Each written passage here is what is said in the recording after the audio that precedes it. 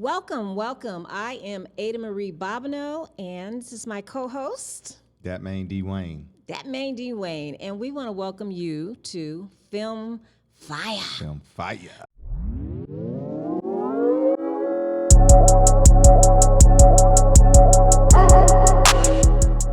Film Fiyah. This is our first episode, and this is brought to you by the San Antonio Black International Film Festival. Our first podcast episode, so I'm excited. Yep. Episode 1. Yes. This is the kickoff. So we got to talk about Fiyah. We got to talk about the name. Yeah. We got to think about even how we even say it. Yes. Fiyah. Fiyah.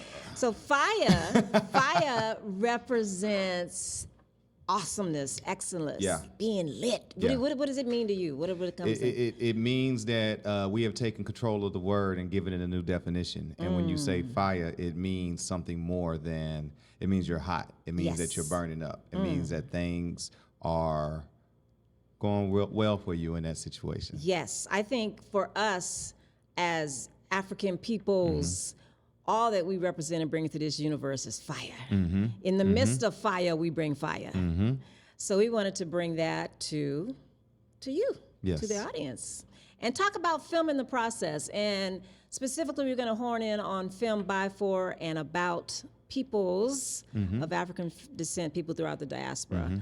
And so we're excited to bring this to you, and let's get to it's gonna be fun because there's a lot of black filmmakers that are on fire right now. Yes, that we need to be talking about. Black creatives in general, because for me, the process, people always just think director, but the process of film, once you write it, once you sit down by yourself and being isolated and you're the god of your creation. You're the god of all your characters, the environments you put them in, the situations you put them in. But once you do that, you need other people that come on into the fold. It's definitely a collaborative process. There's not one person out there that can be everything on a film set, on a film. I mean, from beginning to end, from creating it, the writer having the ideation in his head to even come up with the story and who the characters are, to the director having the visionary talent to bring that story to life on the screen in a way that people will understand too, because that's also part of it. Yeah, and I think I want to start with our journeys. Because it's like we come to this world, we come and sit in this podcast. People are like, who the hell are they? Who are you? Yeah, who are they to come up with Film Fiyah? So let's start with you. I mean, how did you even get interested in film? Where are you from? And give us a little bit about your background. Where are you from? How did you get interested in film anyway? Film is in my blood. I was born to be a director, to be a storyteller. I've felt that I've been a visionary since I was young. My family, we have videos of me directing my cousins and different things when we were like 8 and 9 years old, and I'm yelling, "Action, cut!" Really? Yeah, and I'm telling them where to go, and we actually have a famous amongst our family show that we did called "In Living Crayons." And when did y'all do that? We were 9, 10. So was that 11. Before In Living Color? No, it was during In Living Color. That's what inspired us. So we did our own skits and everything, and then we did The Wizard of Oz. I mean, we had, my family was very supportive of what we were doing. And I was always bossing my cousins and my sister and cousins around. Yeah, I was being the director. So that kind of got me going. There was films that I seen growing up that really resonated with me. And when I seen, what was it? Natural Born Killers. I don't know who directed that. Woody Harrelson was in it. Okay. Quentin Tarantino came up with the story, and I believe it was. Now people are gonna be like, no, he don't know that movie. I think it was. It's been a minute. I can't think of the director's name. That's all good. Oliver. No. I don't want to say it incorrectly. Oliver Stone. No? I was gonna say I don't think that's the director. Okay. I'm gonna say I'm gonna mess it up. So I don't want to mess it up. Okay. But that movie in general, when I seen that movie, I was already in love with movies. Malcolm X was another one. It's just the way that they dove into these stories and they told the stories. And, Natural Born Killers to Malcolm X is 2 totally different stories, right? But the way that they chose to tell them, the angles that they chose to tell them, how the power of film is something that I recognized very early, and the power of storytelling. And so for me, that's something that I've always wanted to do. And so early in my life, I tried to follow the music path. And I had a group named Texabama. Texabama. Yeah. Okay. And we were performing. We had a song called Like a Player that was on the radio and got us a lot of attention. And can you give us a little Like a Player? I talk like a player, talk like a player, talk like a player, talk like a player. Okay. I walk like a. It was a good. It was a catchy hook. You know. It was made it fun. to the radio, though? It made it to the radio. Yeah. We did a lot of shows. We did a lot of traveling. We got a lot of experience from doing the music. And I mean, that was for years. I think we chased it real hard from like roughly 2000 to 2011 or so. How many, you say we, how many of it were? How many were The there? group, we ended up with 4 members. Okay. By the end of the run. And so, but then everybody started getting older. One of my brothers passed away, you know, so everybody, you know, life happens. Yeah. And I always figured that film was something that I was going to always do. But music is something that is a young man's game. So I said, let me try my hand at music first. And that passion, you know, I followed that passion for a while. But around 2012, I said, I'm going to go ahead and take filmmaking seriously. So that's when I started going to classes. And, you know, I mean, I didn't go to college for it, but you can go through different routes, you know. And I ended up working with different mentors. I have no desire to be an actor. Is acting fun? Yes. Have no desire to do it. I went to acting classes. Why? Because I wanted to know how to speak to an actor and how actors wanted to be spoken to. It was my way of teaching myself how to be a better director. Yeah. And ended up meeting a lot of people in the community. One of the people that was big to my journey was Mike L. Jackson. He gave me, He gave me my first opportunity to be an assistant director on a set with, like, I think Mike had maybe 35 people on the set, you know, grips, and that's independent. camera crew. Imagine and it was independent. when you Hollywood, it's like 50 million on the people. But yeah. And so I got a chance to learn how to, you know, work on a set and keep everybody, you know, on their toes for the next scene, because you got to be ready. Time is money, you know. And from there, did my first film in 2018-19 called Free Word. Yeah. And Free Word opened up a lot of doors for me, gave me an opportunity to compete in the NAACP competition. They had a national competition in 2019. They came to San Antonio for their conference, and I was one of 3 chosen out of a nationwide competition. The chosen one. Yeah. Yeah. So Free Word came about. I mean, how did that first film come about? Like the concept. What was it about, and how did it come about? You know what? I actually came up with the idea probably in 2013, roughly, because I was in one of the acting classes, and he had acting classes in San Antonio. Brad Milne had some acting classes here in San Antonio, and he challenged us to come up with a short story to be able to act out in front of the class. Okay. And I can't do anything small. So I started, and at the time, I was really big into the poetry scene here. I have a lot of friends that are into spoken word here, and they were, you know, I would go out and see them perform, and you know, you get that bug. I mean, as a musician or a rapper or anything, you're a poet anyway.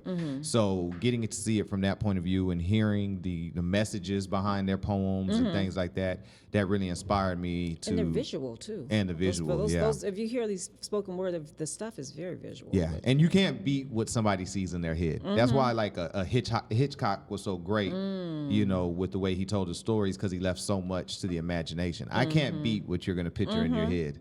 You know, that's going to be scarier than any monster that you see on camera. Yeah. But the story is about a future where poetry and other forms of expression are deemed illegal, and people have started selling poetry in the streets like drugs. You know, it's interesting because that's a timeless. You thought about it back in 2012. We're going through some shit now. People trying to demonize our poetry and take away our history, and so that's interesting. Yeah, and when you get into, you know, it deals with books being banned and, you know, themes that have happened throughout history, and we're actually seeing a lot of it happening and playing out now. So, you know, history is cyclical in a lot of ways, and you just have to pay attention to what's going on. And that's what I was using with that story. And we're actually still working on the feature film. That's one of the feature films that I'm looking to work on going forward. But from that one got me into the NAACP, which I then, since I won that competition with a film called The Conference, and that film was a short film. It was only 3 to 5 minutes, but it was about a parent-teacher conference. And a student wrote a poem still along the poetry theme. He wrote a poem about the rights to vote. And the principal wanted to ban the poem from being heard on school grounds. And so the parents come in and have a confrontation with the principal, and then the student stands up and he reads his poem. So it was a real powerful moment. I was able to win the competition with that film, which allowed me to make my next film called Policing. And Policing is a 30-minute maxi feature or mini feature or whatever they call it, about a 19-year police veteran, black woman, whose oldest son is killed by another white cop on the same police force. And he is eventually cleared of the charges. Now we know that story. We lived that story. We have told that story. What we chose to do was tell the point of view of her first day back to work. And the emotions that she deals with and goes through. Her husband is angry. He doesn't want to deal with the police at all anymore at all. She has a younger son that she has to think of, and then she has to think of herself. Does she still belong? Does she still want to be, in that profession? And on her first day back to work, she ends up running into the guy that killed her son, and so there's a confrontation that takes place. And so those were, films that really I was able to really put a stamp on, as far as getting points of view and activism and conversations, because films are about creating conversations And also emotion, right? Yes. But from there, I independently did a sitcom called The Odd Life of Shay Little, which we now have 2 seasons. We have 5 episodes in each season. They have been picked up on Tubi and Amazon and different things like that. Currently working on season 3, and I'm currently working on my first feature film. So working on getting the finances and funding in place to do the feature film. So that's my journey. Well, that's one thing about you that I know is that you don't stick with one genre, and you're exploring and just experimenting and trying different genres out, and actually moving forward.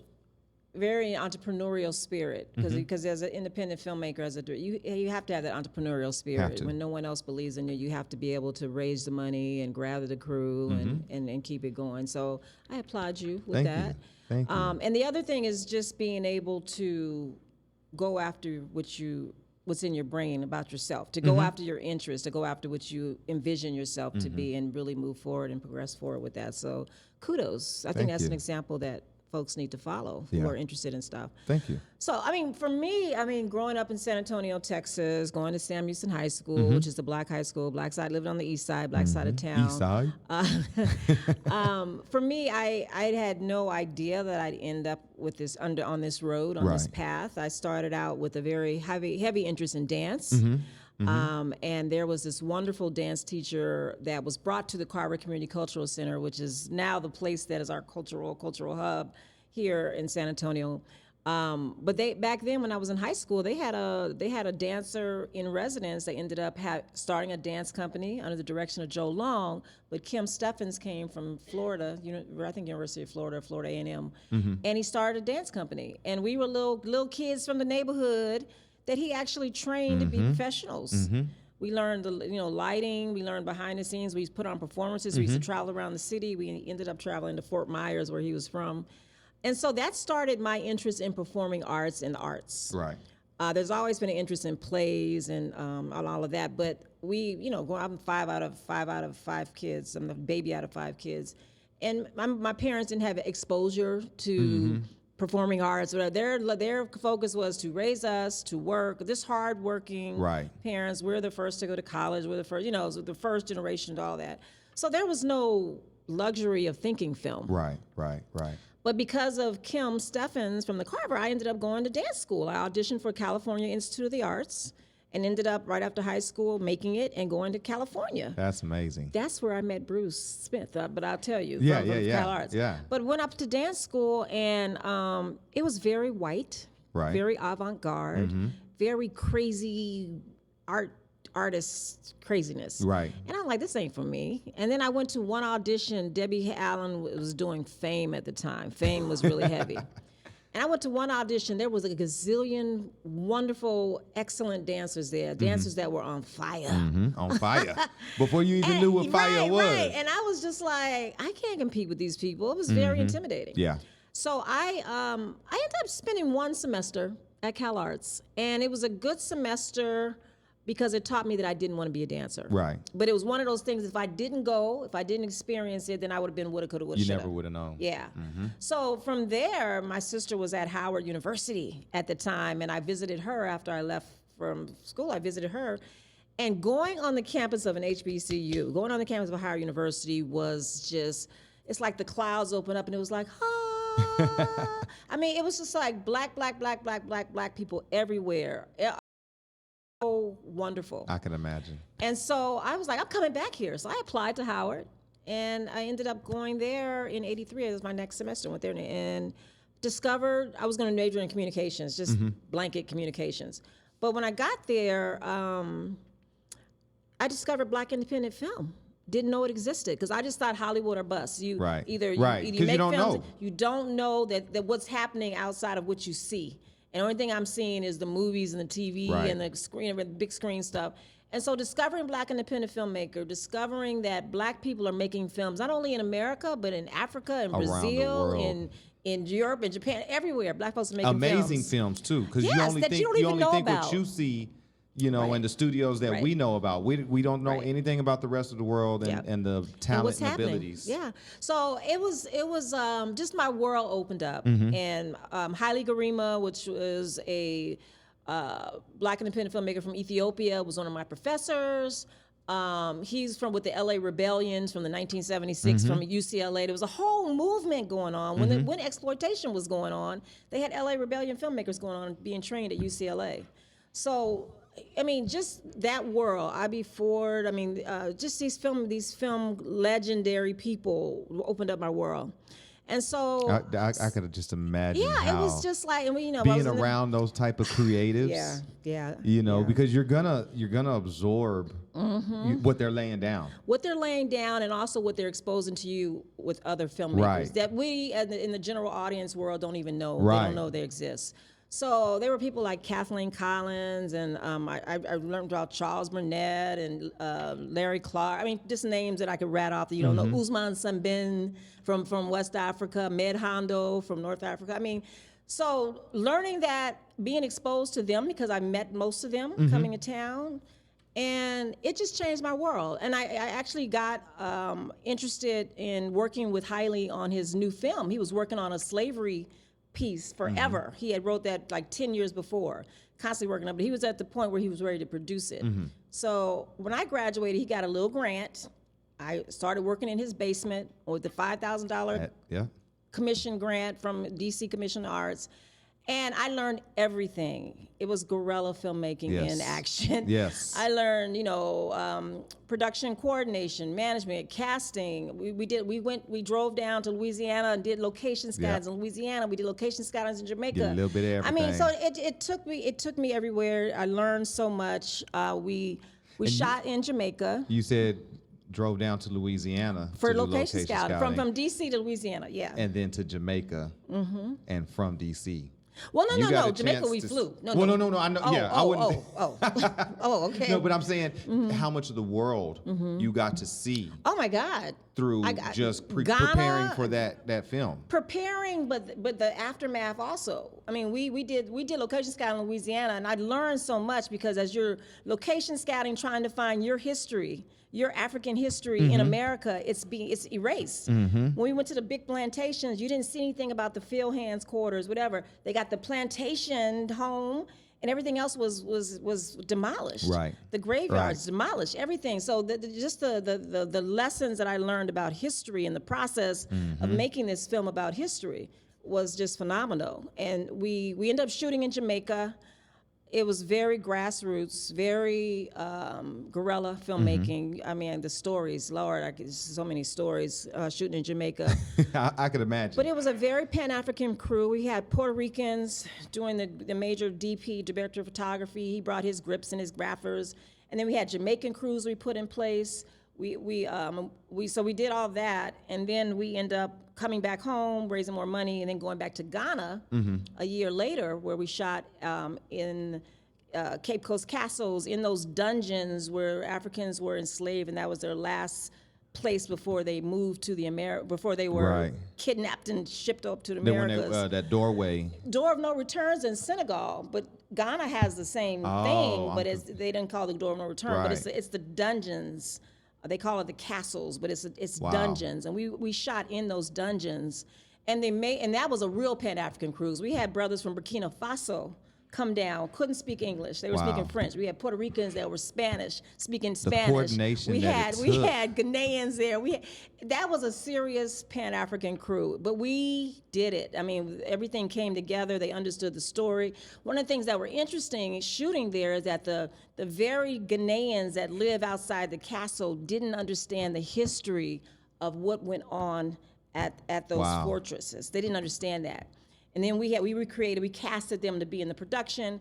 Until we put them in loincloths and chains and put them in those dungeons, they learned the history. Oh my God. So it was such a wide eye-opening experience for everybody involved. I can imagine. And then coming back, the film is done, it's finished. Berlin Film Festival, we're going to these film festivals, constantly getting denied. Sundance denied us. Everybody, Cannes denied us. So I remember going to Berlin. We went to Berlin, and again, we denied a distributor, denied. So Haile was like, I'm gonna do it myself. I'm gonna distribute my own film. And that was at a time when Schindler's List was out, and by Spielberg. Right. So we were at the theater with our one print that we four-walled, rented out theaters with our one print, and did Sankofa. We had a formula. Meet with the mega church minister, get you a local production coordinator to coordinate the press there. And so black press, black churches, word of mouth. We had lines down the block around the corner while Schindler's List was running, the big Hollywood budgets, everything. So, I mean, just the experiences. We ended up having to book highly at universities and colleges. So I started doing a booking agency to book him for Sankofa. I mean, it was just so much things layers. We do to be a filmmaker, right? Oh my God, it was everything. That's why I feel so versed and ready coming back to San Antonio and having started SABIFF, because of all those experiences that led me to this point. So that's and from Sankofa, that inspired me to do my own first film. My first film was Middle Passage and Roots, and that was a hair docudrama. So I wrote that, produced that, and then that went to Showtime.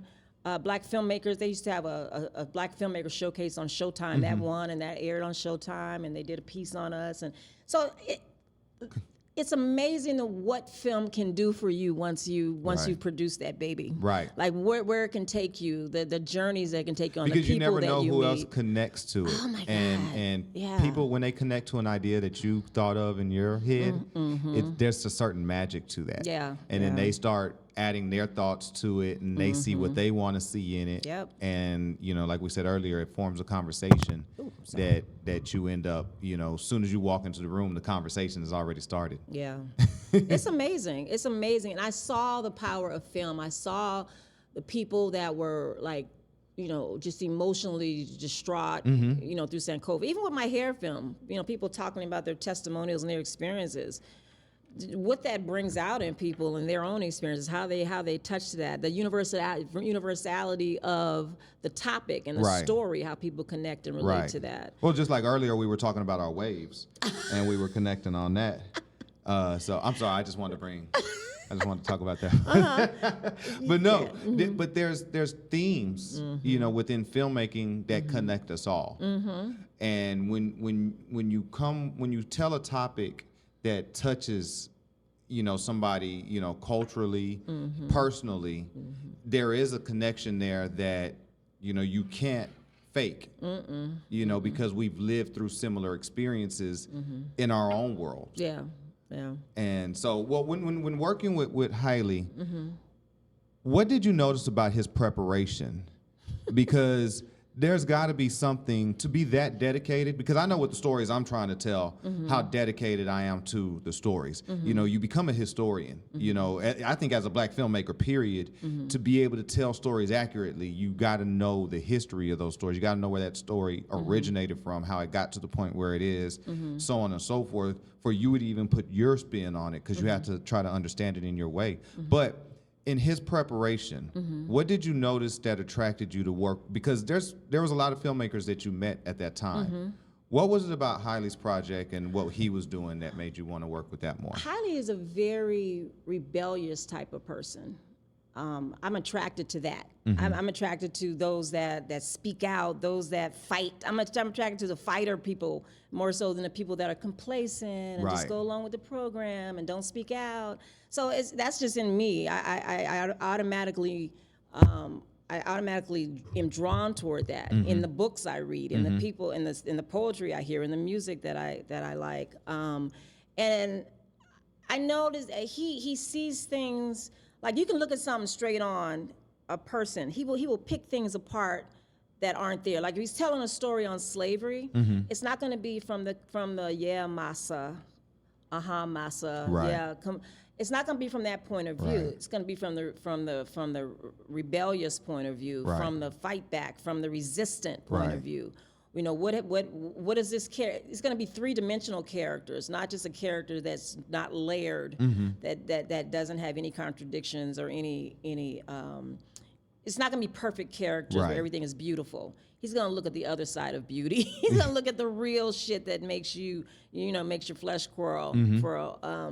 And so I like that about filmmaking and the way that it touches me. Certain stories have to touch you a certain way. We judge films all the time, and as you're judging films, certain things touch you, certain things don't. And so it's what's in you as well, and what resonates for you is different, maybe different from other people, what resonates for other people. And with the judges that we have in SABIFF, we've had these conversations, you know, where. And I'm big on technicalities. You know, I want to make sure that the technicals are there for the film, because the subject matter, that varies. You know, I may not even agree with the subject matter. You know, I may not even like the story, but was all the technicalities there? You know, but the story has to draw you in. Well, something about the story has to draw you in. There's things that I think that needs to be judged, you know, on the technical side of it, and then the story is going to be. I mean, I can't say that a story about something that I don't like shouldn't be told, or shouldn't or that be, it won't touch you and make you think in a different way. Yeah. Again, it's to start a conversation and allow you to see things from a different point of view. Right. That is so true. And I think that's the beauty of film festivals. Coming back to SABIFF, I think that's the beauty of film festivals. They allow you to see a wide, diverse range of talent and stories and voices that you don't normally see, that are fed to us on a daily. Like, and I think, you know, the importance of I think the importance of adding a niche festival, a Black independent festival. If you're a Black independent, if you're gay and lesbian, a gay and lesbian festival. If you're Puerto Rican or Islam or Muslim or whatever, they have those specific festivals for your interest or your needs, things that you won't necessarily see on a regular. The humanity and the versatility of things it's all in the story. Yeah, the world is a melting pot, so we need festivals that represent you know, each corner of that world, because it's important to be able to understand that. If we're going to get along, it's important to understand each other. It's important to understand, but it's important to see and connect.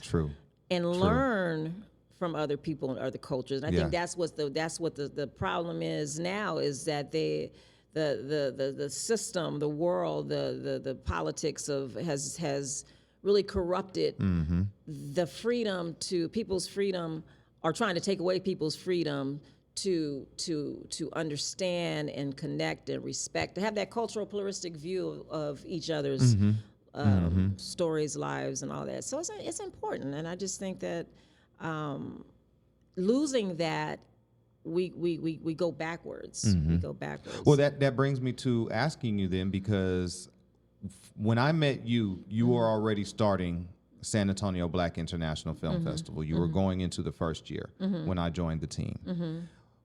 Is that what made you want to start SABIFF? And not only that, we are in a city and a market that is not the biggest 7%. on Black culture. Historically has been 7% in San Antonio. And I actually learned that from a film that I watched from some very talented gentlemen, Walk on the River. You know, we're gonna have them on. Oh, Yay. yeah, you know what? Segue. See what I did there? But that representation here in this market isn't what it is in other markets. So is that what led you to want to do SABIFF? You know, it's like when I came back home after being away in D.C. for 32 years or so, coming back home, it was different in that when I left, I didn't have the consciousness that I had coming back. So for me, being in environments where you become someone who is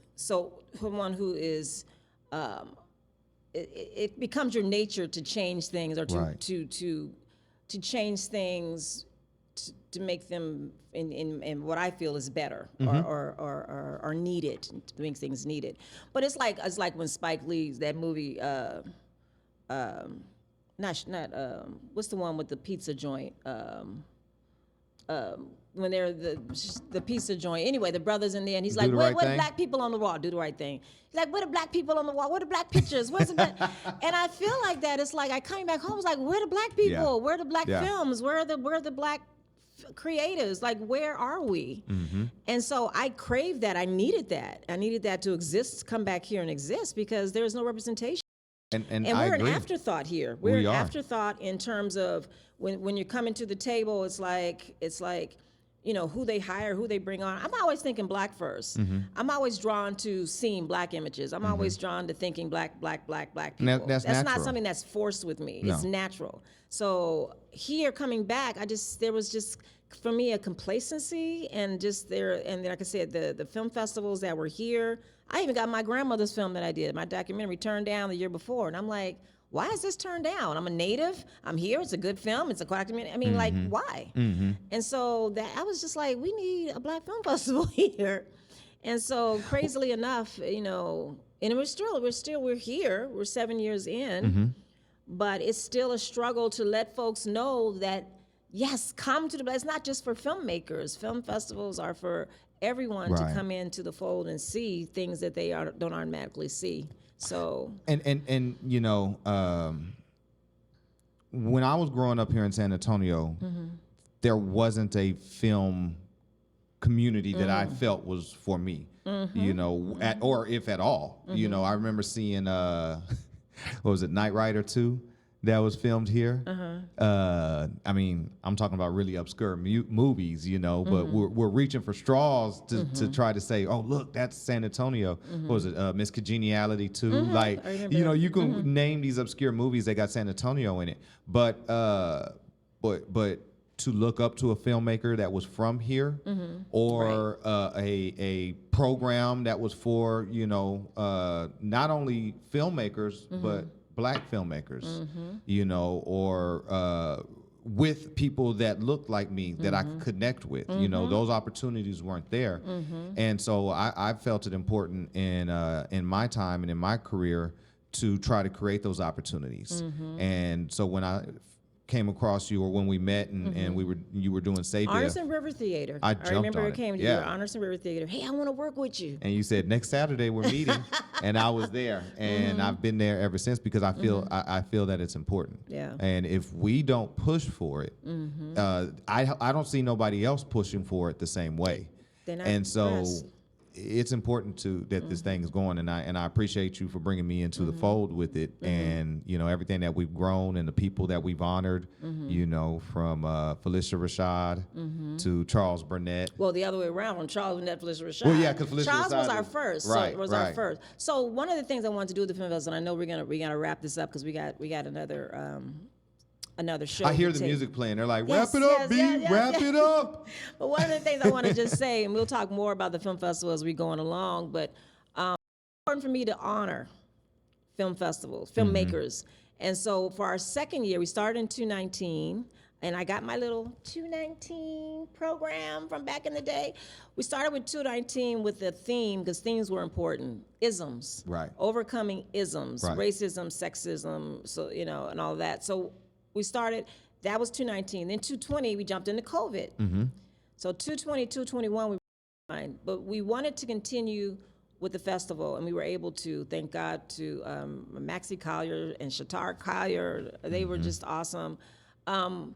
But it was important to start honoring those that came before us. So I started the Ankh Achievement Awards, and Ankh is a symbol of life. And so we honored Charles Burnett, which is a friend of Haile Garima's.